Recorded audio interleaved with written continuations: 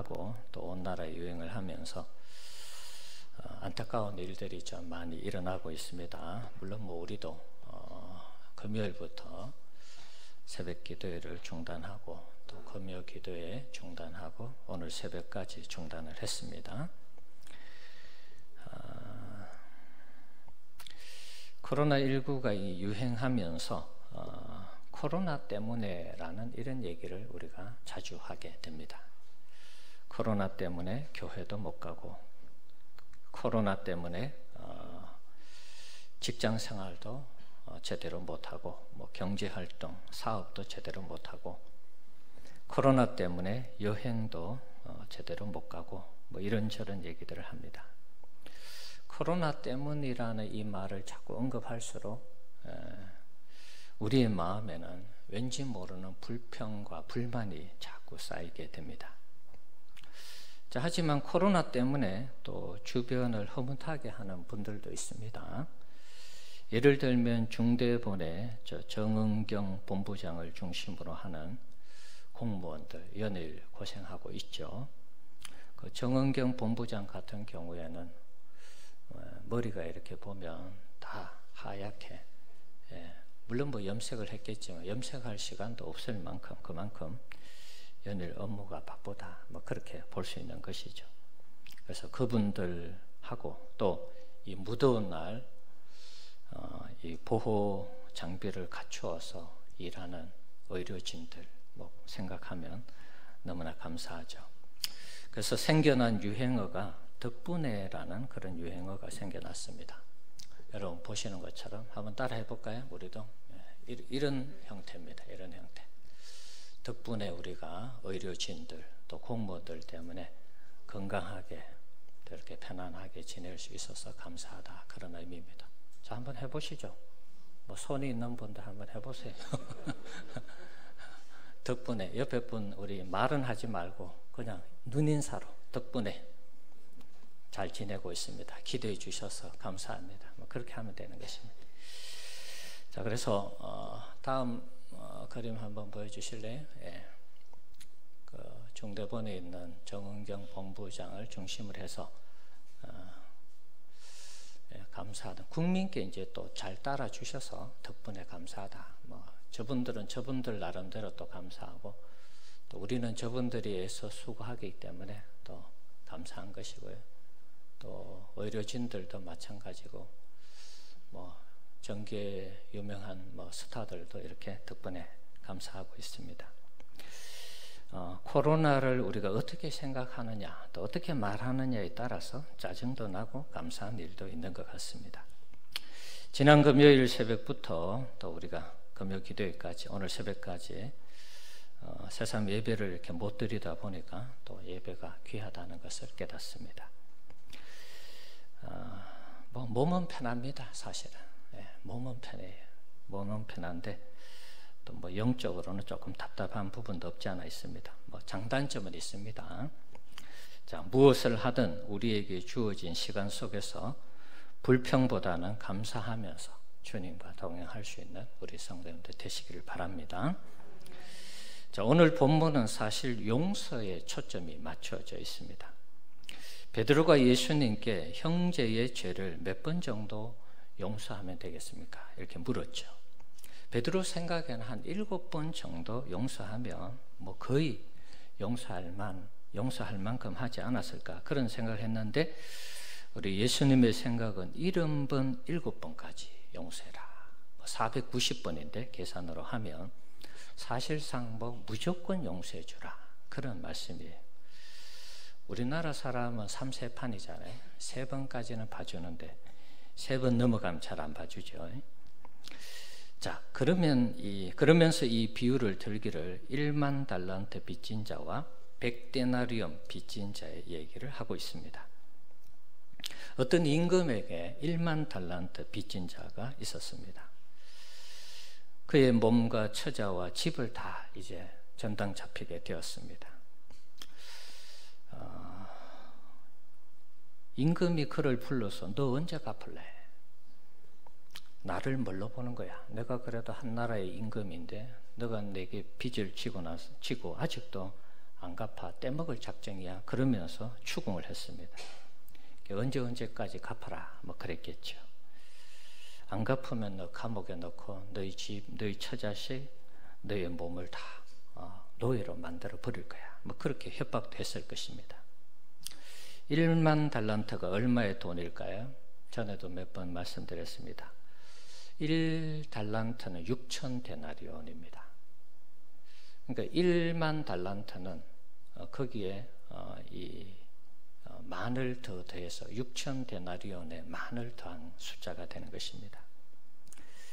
그러면 요즘 이 1데나리온은 일일 노동자 품삯이라고 하지 않습니까? 그럼 요즘 뭐 노동자 품삯을 한 10만 원 정도 잡으면 계산을 하면 6조 원이 됩니다. 6조. 어마어마하죠. 6억도 아니고 6조 원에 해당하는 돈입니다. 뭐 깎아서 일일 노동자 품삯을 5만 원으로 잡아도 3조가 됩니다.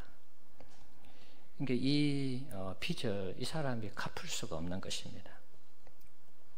요즘으로 하면 뭐 이런 것 같아요. 대기업에서 부도가 나서 국가에 공적 자금이 들어갔는데 부도가 났어요. 한 6조 정도가 부도가 났습니다.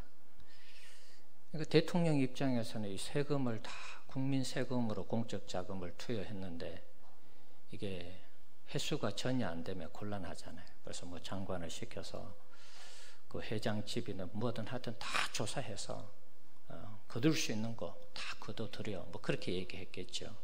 근데 아무리 조사해 봐도 이 사람에게 더 이상 있는 게 없어요.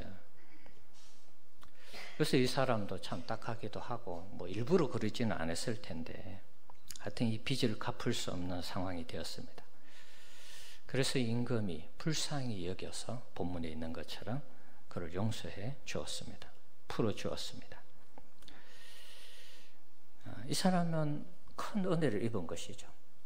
갚을 수 없는 이 빚을 뭐 자기의 몸이라도 전당 잡혀서 노예로 뭐 살고 우리 가족이라도 살려주면 자신은 아마 노예로 팔려갈 그런 생각도 했을지 모르겠습니다. 그런데 이제 이 임금이 그냥 아무 조건 없이 다 용서를 해준 것입니다. 이 사람은 날개를 단 것이죠. 이제 다시 열심히 일해서 열심히 살면 되겠구나. 또 내가 사업을 잘 했으니까 사업 자금만 또 있으면 나름대로 일할 수 있겠구나. 뭐 그런 생각했겠죠. 임금에게 풀려나고 나서 길을 가는데 자신에게 100데나리온 빚진 자를 만나게 됩니다. 100데나리온, 일당 10만 원으로 치면 1000만 원 정도 됩니다. 자, 임금에게 조금 전에 당한 것도 있고 또 사업을 재개하려니까 돈도 필요하고 그래서 이 사람 만나자마자 멱살을 잡고 돈을 갚으라고 요구를 했습니다. 아마 그랬겠죠. 언제까지 갚을 건지 각서를 쓰라고 멱살을 잡고 각서 빨리 써 그러고 했겠죠.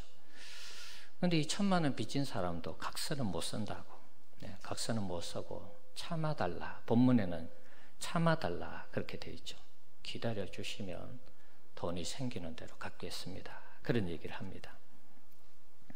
그런데 이 1만 달란트 이 탕감받은 사람 그것을 허락하지 않고 이 사람을 감옥에 집어 넣었습니다. 참 괘씸한 사람이죠. 조금 전까지 자신의 삶에 큰 위기가 있었는데 그 용서받은 것을 잊어버리고 자신에게 1000만 원 이 빚진 6조나 탕감을 받은 사람이 말이죠. 1000만 원 빚진 사람의 이 빚을 탕감해 주지 않고 멱살을 잡고 감옥에 집어넣어 버렸어요. 임금이 볼 때는 아주 괘씸한 사람이죠. 그래서 32절과 33절의 내용을 보면 한번 보여주실래요? 같이 한번 읽어봅시다.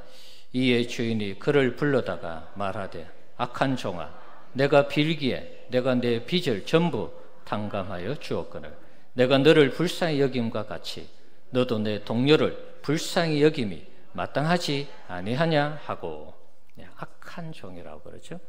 내 빚을 전부 탕감해 줬는데 내 동료 1000만 원 나는 너에게 6조 원을 탕감해 줬는데 1000만 원 그거 가지고 길거리에서 멱살을 잡고 그 사람을 비참하게 만들고 그것도 모자라서 감옥에까지 쳐느냐 그러면서 이 사람에게 임금이 노해가지고 말이죠. 다시 빚을 갚도록 하고 이 사람을 도리어 감옥에 넣었습니다. 그래서 35절 또 한번 읽어봅시다. 너희가 각각 마음으로부터 형제를 용서하지 아니하면 나의 하늘 아버지께서도 너희에게 이와 같이 하시리라. 아멘. 자, 너희도 형제를 이와 같은 마음으로 용서하지 아니하면 하늘 아버지께서도 똑같이 용서하지 않는다. 자, 용서에 대한 핵심은 사실은 용서에 대한 부분인데 사실 좀 섬뜩한 그런 느낌이 들기도 합니다. 우리가 인생을 살아가다 보면은 사실 우리가 누구를 이렇게 쉽게 잘 용서하지 못하는 그런 측면이 있어요. 그래서 이런 마음이 있을 때 이 성경을 보면은 섬뜩하죠. 내가 어떤 사람을 용서하지 못할 때 주님이 우리를 다시 불러서 전에 과거에 다 죄값을 청산했는데 너 다시 그 죄값 져야 돼. 그러면서 우리를 그 죄값을 치르도록 한다면 정말 우리의 인생이 비참해지지 않을까 그런 생각을 해봤습니다. 우리 성도님들, 우리 주님께서 우리에게 베풀어 주신 이 사죄의 은총을 잊지 않기를 축원합니다. 예.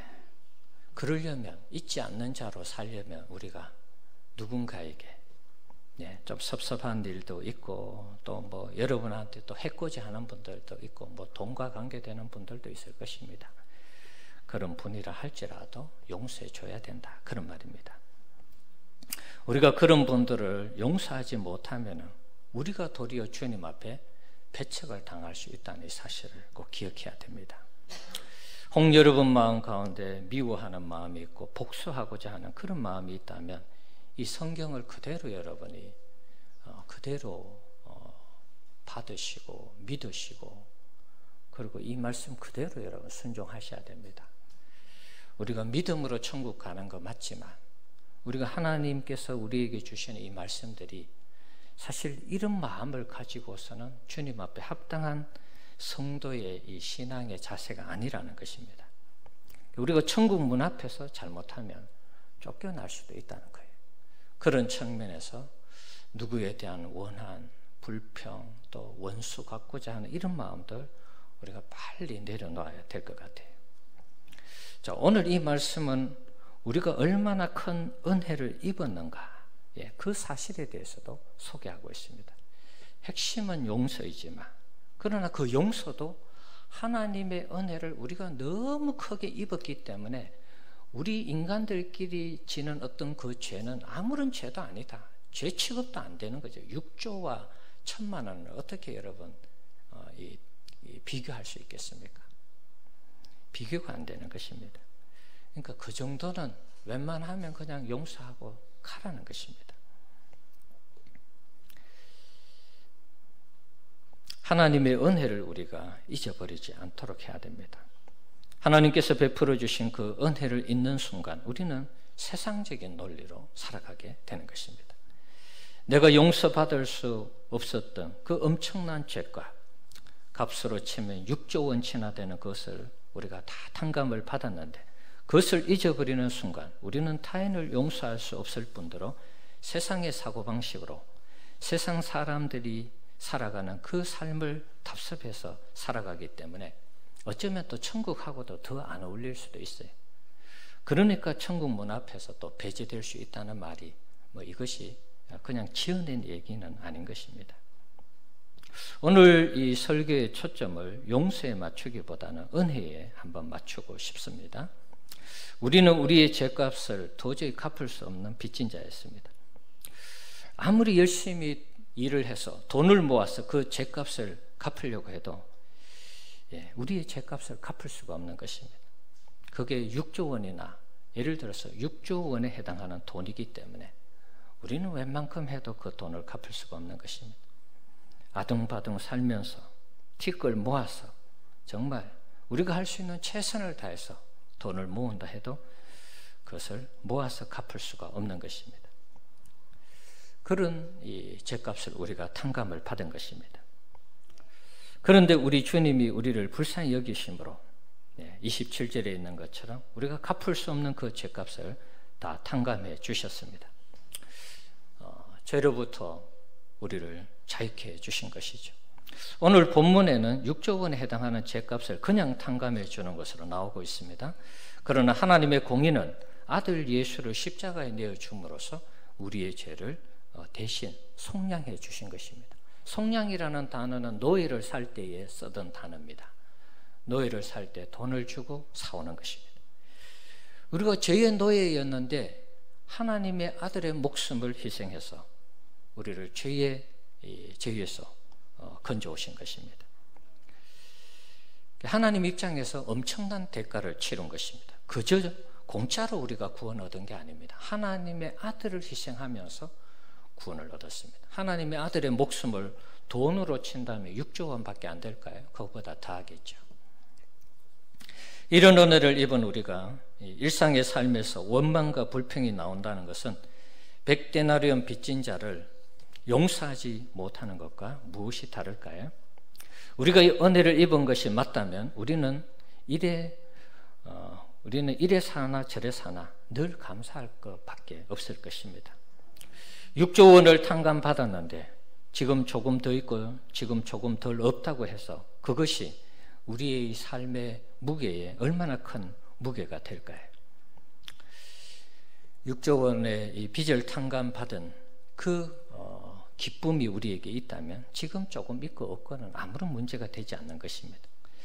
그저 지금 숨쉬고 살아가는 것 자체만으로 해도 얼마든지 우리는 감사할 수 있을 것입니다. 만약 우리가 6조 원의 빚을 갚아야 하는 상황인데 빚을 못 갚으면 어떻게 될까요? 감옥에 가겠죠. 감옥에서도 평생토록 일을 하면서 그 빚을 갚아야 되는 상황이라면 우리는 살아있지만 거의 지옥에서 사는 삶과 동일할 것입니다. 하지만 우리 모두는 하나님의 사랑으로 하나님의 은혜로 불쌍히 여김을 받아서 모든 죄값을 탕감받고 이 자리에 나와서 하나님 앞에 예배를 드리고 있는 것입니다. 얼마나 감사한 일입니까? 이 자리에서 평안하게 예배 드리는 것조차 예배 드리는 것조차도 너무 감사하고 한마디로 기적이고요, 행복이라 할 수 있는 것입니다. 우리 성도님들, 코로나19가 재확산되는 상황이지만 이것이 우리의 구원의 기쁨을 앗아가는 그런 것이 되지 않기를 바랍니다. 아무리 코로나19가 판쳐도 우리 안에 있는 이 구원의 기쁨이 사라져서는 안 되겠습니다. 우리가 6조 원치의 이 죄값을 탕감받았는 이 기쁨이 우리 가운데 사라져서는 안 되겠습니다. 이게 사라지는 순간 우리는 코로나 때문에 불평할 수 있고 원망할 수 있는 것입니다. 코로나뿐만 아니라 우리의 모든 삶의 여러 가지 이런저런 일들이 일어날 때마다 우리는 원망하고 불평할 수밖에 없습니다. 그러나 6조 원치의 이 죄값을 우리가 정말 탕감받았다는 그런 내 마음속에 어떤 그런 기쁨이 있다면 우리는 절대로 어떤 작은 일 때문에 우리가 하나님 앞에 불평하고 원망하는 일은 없을 것입니다. 이스라엘 백성들이 왜 광야에서 원망하고 불평했습니까? 애굽에서의 승리와 또 홍해를 걷는 그 어마어마한 하나님의 기적을 잊어버리기 때문에 자꾸 원망하고 불평하는 것입니다. 광야에서 물이 없었고 고기가 없었고 먹을 것이 없었던 건 사실입니다. 하지만 여러분, 애굽에서 430년 동안 종살이 하는 것보다는 훨씬 낫지 않았을까요? 잠시 물이 없고 먹을 것이 없고 고기가 없어서 불평하고 원망은 했지만 하나님이 살아계시니까 하나님이 광야로 이끌어 오셨다면 거기에 대한 답이 있지 않았을까요? 그렇다면 그때 당시 조금 힘들고 어려운 상황을 불평하고 원망한다는 것은 그것은 우리가 상식적으로 생각해도 아닌 것입니다. 우리가 성경을 읽을 때 이스라엘 백성들의 이런 어리석은 모습을 보면서 우리가 생각하잖아요. 왜 이 사람들이 정말 이렇게까지 어리석은가? 그런데 그런 모습이 우리의 모습 속에서도 있다는 것입니다. 여러분, 원망과 불평이 터져 나오려고 하면 은혜라는 옐로 카드를 꺼내어서 우리의 신앙에 대해서 우리 스스로가 경고를 해야 될 것 같아요. 거기서 더 나아가면 다음은 레드 카드를 꺼내가지고 야, 너 조심해. 권중이 너 조심해. 이러다가 1만 달란트 탕감받은 자가 다시 감옥에 가는 것처럼 너도 그럴 수 있어. 우리가 그렇게 경고를 해야 된다는 것입니다. 자, 한번 따라합시다. 은혜의 옐로 카드. 은혜의 레드카드를 꺼내자. 예, 우리가 자꾸 불평하고 원망하는 그런 말들이 나올 때 은혜의 옐로 카드와 레드 카드를 꺼내야 되는 것입니다. 우리 성도님들 코로나19뿐만 아니라 이런저런 사정으로 힘든 부분이 있지만 지난주에 말씀드린 것처럼 우리가 다윗처럼 오늘 맥주감사주일을 맞이해서 낙헌제를 드리면서 하나님 앞에 선제적으로 감사하는 우리 성도님들 되시기 바랍니다. 하나님은 은혜를 알고 살아가는 자를 기뻐하시고 그를 또 놀랍게 들어서시고 그에게 복을 주는 것입니다. 우리가 알고 있는 것처럼 바울 같은 경우 하나님의 은혜를 아는 대표적인 사람이죠. 그는 사도행전 9장에서 예수님을 만나서 완전히 변화된 사람이었습니다. 그가 3차에 걸쳐서 선교를 할 때 얼마나 많은 고생을 했습니까? 죽을 고비도 여러 번 넘기고 매를 맞고 강도에게 당하고 배와 또 이 바다의 위험, 파선의 위기 여러 가지 많은 어려움을 당했습니다. 그런데 그분이 말이죠, 순교하기 전까지 한 번 부르심을 받은 그 이후부터 주님을 위해서 변함없이 줄기차게 교회를 세우고 교회를 돌보고 그러다가 순교했지 않습니까? 어떻게 그럴 수 있을까요, 여러분? 저도 목회를 해보지만 때로는 힘들 때가 있어요. 야, 좀 쉬고 싶다. 한 1년 정도 쉬었으면 좋겠다. 아니면 좀 그만두고 싶다. 뭐 이런 생각이 찾아올 때가 있어요. 사람이니까 그럴 수 있는 것이죠. 사도 바울은 자신을 사도로 인정해 주지 않는 그런 상황에서도 계속 사도권에 대해서 열변을 토하면서 내가 진짜 사도다. 사실 자기가 세운 그 개척교회 말이죠, 교인들이 자신을 사도로 인정해 주지 않는 거예요. 너무 마음 아프잖아요. 내가 세운 교회에서 자신을 목회자로 인정해 주지 않는 교회, 모르겠어요. 저 같으면 그럼 뭐 내가 거기 신경 끄지 뭐, 그러고 아예 접을 것 같은데 바울은 또 편지를 보내서 그게 아니고 이렇고 저렇고 계속 얘기하는 것입니다. 순교할 때까지 변함없이 주님을 위해서 헌신했습니다. 그 힘이 어디에서 나왔을까요? 하나님의 은혜라는 것입니다. 자신은 예수님 대적하고 핍박하고 교회를 잔해하고 믿는 사람들을 감옥에 가두고 스데반을 죽인 그런 죄인이었는데 나를 용서해 주시고 나를 하나님의 자녀로 삼아주시고 그것도 모자라서 사도로 불러주시고 주님의 영광스러운 교회를 세울 수 있도록 인도해 주신 그 은혜가 너무 감격스러워서 그는 남은 생에 평생을 주님을 위해 살다가 순교한 것입니다. 인간적으로 보면 사실은 복받은 것도 없어요. 맨날 돌아다니면서 고생만 한 거죠. 세상 사람들이 볼 때는 그렇습니다. 은혜를 알기 때문에 그 받은 은혜가 너무 커가지고 주를 위해서 한평생 살았습니다. 다윗 같은 경우는 어떨까요? 다윗도 몇 번 여러분에게 언급을 했습니다. 목동에서 왕으로 부름을 받았잖아요. 자신이 백향목 궁에 이렇게 살아보니까 너무 좋은데 한날은 이렇게 보니까 하나님의 궤, 법궤에 하나님의 임재가 있잖아요. 하나님이 계신 것으로 여기는 것입니다, 다윗은. 그래서 또 빨리 법궤를 가지고 온 것도 있고요. 그래서 하나님의 법궤가 텐트, 천막에 있으니까 또 마음이 아파요. 나는 이 좋은 집, 의리의리한 집에 사는데 하나님은 저렇게 천막에 텐트에 사니까 이 마음이 아프단 말입니다. 그래서 어떻게 하면 하나님의 집을 지어드려야 되겠어. 내 마음이 불편해, 편하지 않아. 그래서 그것을 나단과 의논하고 집을 지어드리려고 했죠. 성전을 지으려고 했죠. 그랬을 때 하나님 그것을 마다하시고 내가 언제 집을 만들어 달라 그랬냐. 누구한테도 그런 얘기 한 적 없다. 그렇지만 하나님이 그 다윗의 그 중심을 받으실 때 너무 귀한 것이죠. 야, 나를 이렇게 끔찍하게 이때까지 나를 끔찍하게 이렇게 위한 종들이 없었는데 야, 참 다윗 대단하다. 그래서 하나님은 다윗에게 복을 주십니다. 사무엘하 7장에 있는 내용인데요. 한번 띄워주실래요? 눈으로 한번 보시기 바랍니다. 어떤 복을 주셨느냐? 다윗에게 내 이름을 위대하게 만들어주겠다. 그리고 한 곳에 머물러서 정착해서 살아가도록 해주겠다. 모든 원수에게서 벗어나서 편히 쉬게 해주겠다. 내 몸에서 나는 그 씨를, 그의 나라를 견고하게 해주겠다. 그리고 그 자녀가 내 집을 건축하게 될 것이다. 그리고 너의 자녀들, 너의 후손들을 내 아들로 삼아주겠다. 이게 이제 소위 말하는 하나님의 자녀로 입양하는 것입니다. 우리도 예수를 믿어서 입양이 됐죠. 하나님의 자녀로. 다윗은 벌써부터 이런 하나님께 정말 그 은혜를 알고 하나님 앞에 자신을 헌신했을 때 하나님이 다윗의 후손들을 입양한 것입니다. 물론 멀리는 예수님까지 포함이 되는 것입니다. 그리고 그 사울에게 빼앗았던 은총처럼 너에게는 그렇게 하지 않겠다.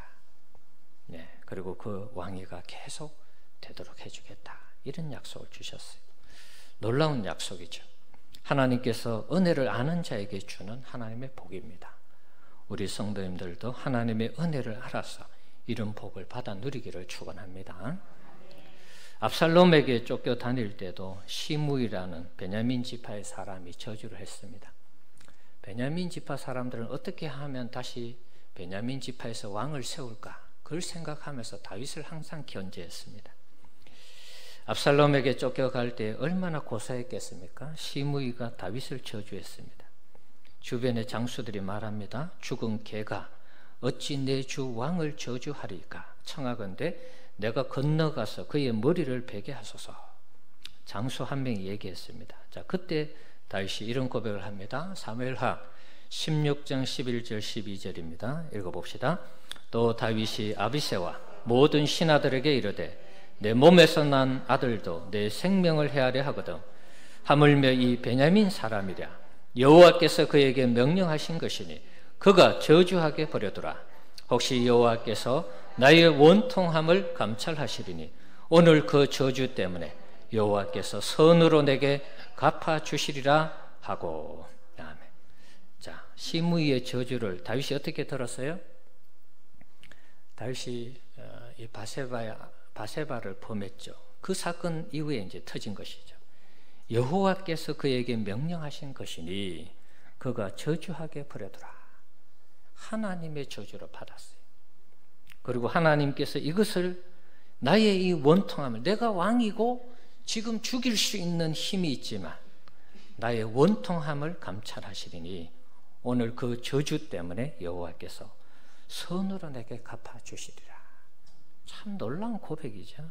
우리 같으면 당장 야, 저 건너가서 죽이고 와 그랬을 텐데 자신을 저주하는 이 저주를 하나님의 저주로 받고 나의 원통함을 하나님이 갚아주시는 날이 올 것이다. 그렇게 고백했습니다. 그리고 시므이를 죽이지 않았습니다. 네, 은혜로 용서한 것이죠. 자, 오늘 본문에 나오는 1만 달란트 빚진 자와 정반대의 상황을 만든 것입니다. 다윗은 정말 은혜를 아는 사람이었습니다. 우리 성도님들, 우리도 은혜를 아는 자로 살아가는 그런 우리 성도님들 되시기를 축원합니다. 하나님의 은혜가 가슴에 있으면 어떤 상황에서도 감사할 수 있습니다. 반대로 은혜가 사라지면 감사할 것도 원망하고 불평할 수밖에 없는 것입니다. 우리가 적어도 이런 사람이 되어서는 안 되겠습니다. 1918년도에 미국 미네소타주의 보베이라는 작은 탄광촌에서 사진관을 운영하는 사람이 있었습니다. 그 사람 이름은 에릭 엔스트롬이라는 사람입니다. 1968년까지 살았습니다. 어느 날 이 사람이 사진관을 운영하는데 백발이 성성한 이 세상사에 몹시 지쳐 보이는 아주 야윈 남루한 한 노인 한 사람이 들어왔습니다. 자, 이분은 이제 탄광촌이니까 뭐 먼지가 많이 쌓이겠죠. 그래서 신발 털개를 이렇게 팔로 다니는 그런 노인이었습니다. 이 노인은 굉장히 초라한 모습으로 사진관에 들어왔는데 계속 이제 뭐 다니면서 파니까 아마 힘들었던 것 같아요. 그래서 잠시 좀 쉴 수 있냐 그래서 쉬어가라 그랬습니다. 그리고 아마 점심때가 되었던지 자기가 가지고 있던 이 가방에서 작은 이 소박한 빵 하나와 스프를 꺼내어서 감사 기도를 하면서 음식을 먹었습니다. 자, 사진사인 이 앤스트롬 씨가 보는 이 앞에 그 식사 기도하는 그 장면이 차림은 참 남루하고 정말 너무 가난하고 힘들어 보이는데 이 빵하고 스프를 앞에 두고 이렇게 감동적으로 이렇게 감사 기도하는 그 내용이, 그 장면이 이 앤스트롬 씨에게는 너무 큰 감동과 전율로 다가왔습니다. 작은 것에도 이렇게 하나님께 감사하는 그 모습을 보면서 저 초라한 노인이 오히려 큰 사람이다, 이런 생각을 하게 되었습니다. 이 노인은 세상적인 것들을 다 갖추지는 못했지만 다른 사람들보다도 더 많은 것을 가졌구나. 그는 감사할 줄 아는 마음을 가졌으니까 그런 생각을 했다는 것입니다. 비록 그 노인은 가난하고 삶에 지친 모습이었지만 그의 소박한 감사기도 속에서 그 노인이 세상 그 누구보다도 부유한 사람임을 깨닫게 되었다는 것입니다. 그는 그 자리에서 이 노인의 사진을 찍었습니다. 사진 한번 보여주실래요?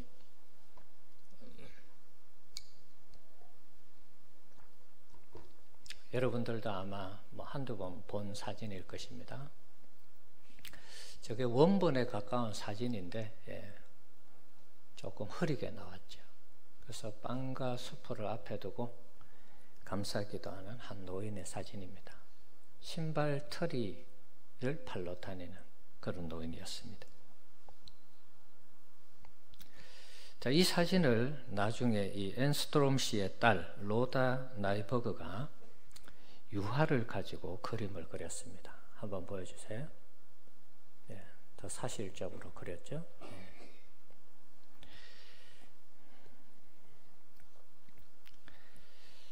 자, 이 그림과 사진이 참 유명하게 되었습니다.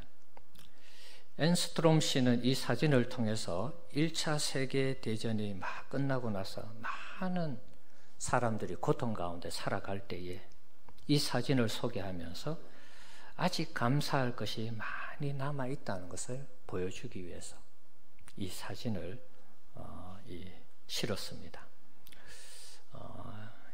이 미네소타주에서 사진 컨테스트가 있었는데 이 사진을 출품해서 전쟁 끝나고 나서 많은 어려움이 있지만 우리에게는 아직도 많은 감사할 거리들이 있다, 그러면서 이 사진을 출품했습니다.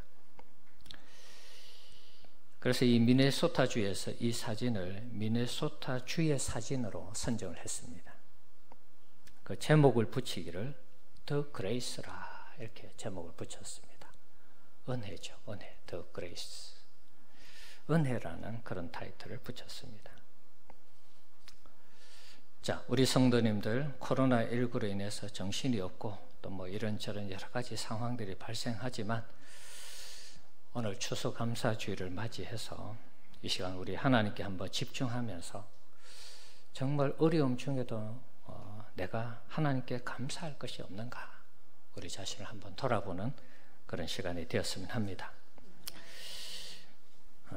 여러분의 가정이나 가족도 있고 또 집도 있고 또 나름 힘들지만 직장도 다니고 또 사업도 하시고 집에 먹을 것도 있고 가족도 있고 그렇게 생각하면 우리가 얼마든지 감사할 일들이 많을 것 같아요. 찾아보면 우리가 나름대로 감사할 것들이 많이 있습니다. 이런저런 힘든 상황 속에서도 우리가 하루하루 하나님을 의지하면서 살아가는 것, 이것도 사실 감사한 것이죠. 또 코로나19 상황 속에서도 우리가 감염되지 않고 이렇게 기쁨으로 살아가고 또 예배할 수 있다는 것, 감사한 일입니다. 우리에게 있는 것을 가지고 하나님 앞에 감사하는 우리 성도님들 되시기 바랍니다. 그럼 하나님께서 그 감사를 받으시고 더 좋은 것으로, 많은 것으로, 풍성한 것으로 채워주실 줄 믿습니다. 아까 그 사진에 나왔던 사람 이름은 찰스 웰덴이라는 사람입니다. 찰스 웰덴이라는 사람이었습니다. 그 사람처럼 우리가 하나님 앞에 하나님의 은혜를 아는 자로서 비록 여러 형편들이 어려운 부분이 있지만 하나님의 은혜를 아는 그런 감사의 기도를 이 맥주 감사절에 드리면 하나님이 얼마나 기뻐하실까, 또 우리가 할 수 있는 감사를 드리면 얼마나 하나님이 좋아하실까, 그런 생각을 해봅니다. 힘들고 어렵지만 감사하면서 하나님의 은혜로 하루하루 승리하며 살아가시기를 주님의 이름으로 축원합니다.